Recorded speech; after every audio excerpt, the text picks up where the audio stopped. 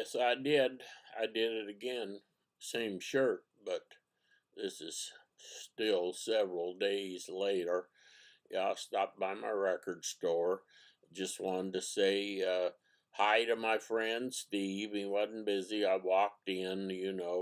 I didn't even look at any records. No, I did not look at any records. And he said, I picked up a neat little collection earlier today. And, just being friendly, I said, "What you get?" And so I got some neat stuff, a little different than what I usually find. Well, let's see it. So he leads me out to the parking lot and is reaching in through the window of his car. The records are still in the front seat of his car, and to get the first look at a little group of stuff before they get picked over, you have to look. You can't leave without looking. And so he's pulling a few out. Well, that looks like some stuff in there I could be interested. Let's look at them. So he grabs a pile about that big, and takes them into the store. And yeah, well, you heard that story before, so I'm going to go through these real quick here again.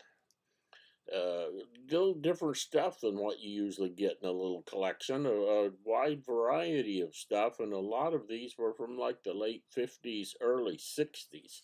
So here's a 1959 Sam Cooke and Mono hit kit. Boy, that's a good one.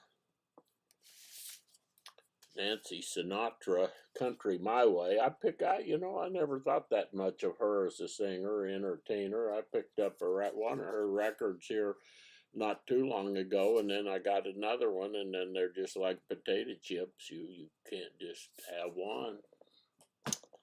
And, Hawaiian Holiday. Oh, that's a nice one. Exotica Instrumental Favorites of the Islands, presented by Webley Edwards. Oh, I listened to a little bit of that one. It's a beauty. Jukebox Hits. This is just a cheapo label with fake music on it, but that looks just like the jukebox when I was in high school, and that looks just like all my girlfriends from high school. And speaking of that, how about Lloyd Price, Big Hits? It's just a Pickwick, cheap label.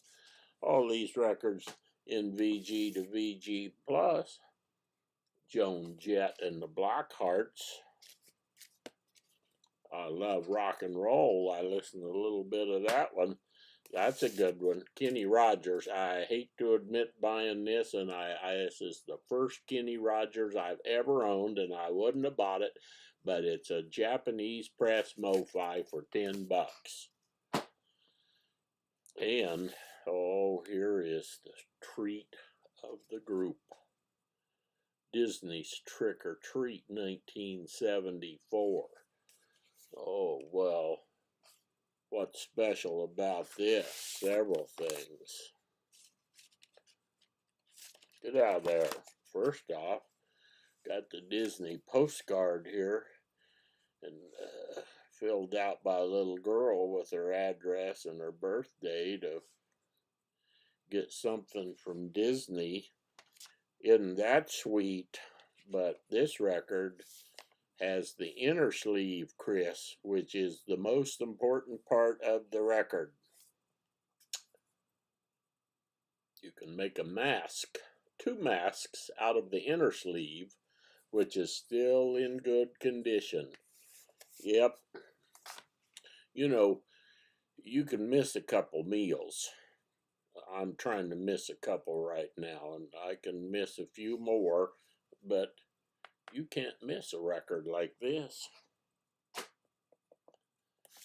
Unseekable Molly Brown. I got this because it has Debbie Reynolds in it. And here's one. I might have another Journey record or two. I'm not sure, but I've seen this record 1,000 times on the vinyl community, and I didn't have it, and it's in VG Plus. It's nice shape.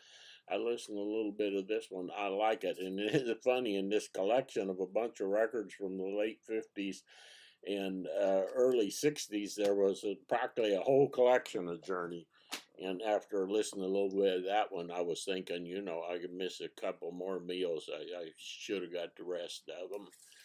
Esquivel, Exploring New Sounds in Stereo. Original, I think like 1959 or something. Press for woofers and tweeters. Xavier Cugat. Look at those drums. High Fidelity, Perfect Present Sound Series on Mercury. Oh, gatefold, near perfect condition. You telling me you could leave with that in the store? Here stands Fats Domino. Some of his big hits on this one, and Mono, Original Imperial.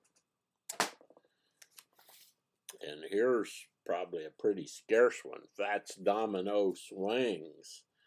And no, this is the one with these big hits. This one was a real early one, only one hit on here. This is where he got famous, and it's got a lot more rhythm and blues kind of stuff on it.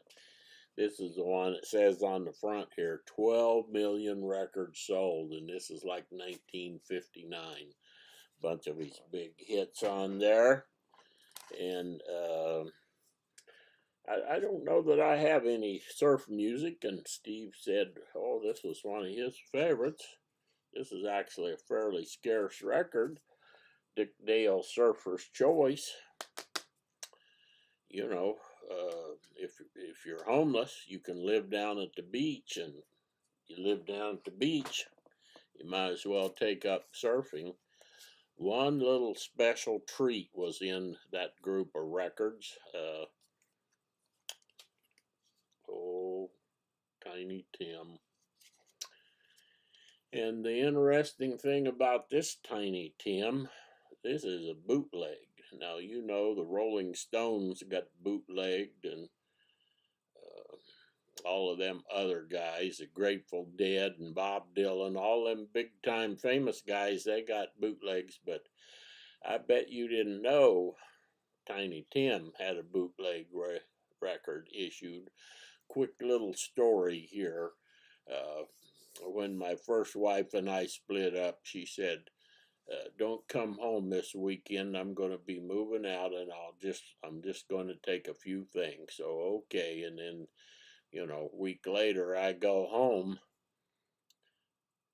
Best I can remember, she only took 3 records from my record collection. She took 3 Tiny Tim records, and I've never gotten over it. And I just doing this video, 'cause I want you all to know that I care.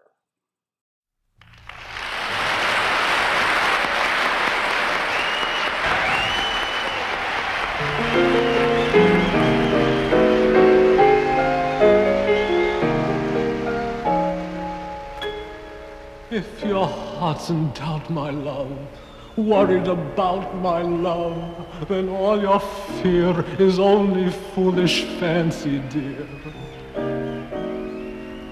If I didn't care